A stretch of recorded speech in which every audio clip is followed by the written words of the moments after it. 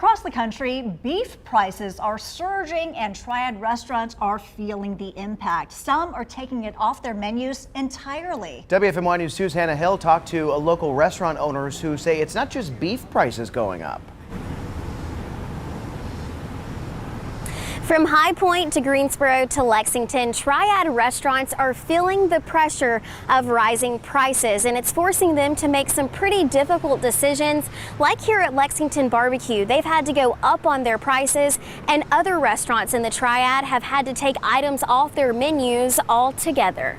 Tavia James lined up early at B3 Smokehouse Friday, making sure she didn't miss one final chance to order the crowd favorite, beef ribs. Oh, I'm gonna really miss the beef ribs because I look forward to coming up here during lunch. As of Friday, the smokehouse is rebranding and the beef ribs are off the menu. Owner Chris Reich says the cost to serve them just don't make sense anymore. To break even, he'd have to charge $90 for a plate of ribs, up from $32. I want people to kind of still have the enjoyment of coming to eat out somewhere and not feel like they got to take out a second mortgage on their house to afford it. Rising food costs aren't just hitting beef.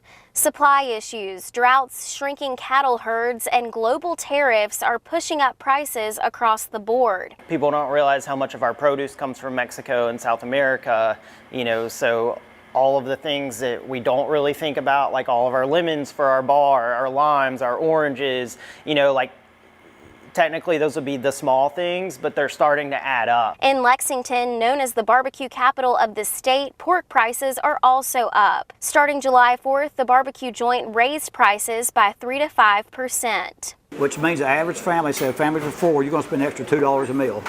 Now, it don't sound like a lot, but it is. From casual to fine dining, restaurants are struggling to balance their budgets and customer expectations. When you see a menu and you think, oh, that's too expensive, because that's happening with a lot of places right now. No one's trying to rip you off, or I would say most people are not trying to rip you off. We're just doing what we have to do to keep our margins in check. Now, the owner of the smokehouse says he doesn't know the future. Maybe they'll be able to bring the ribs back, maybe not.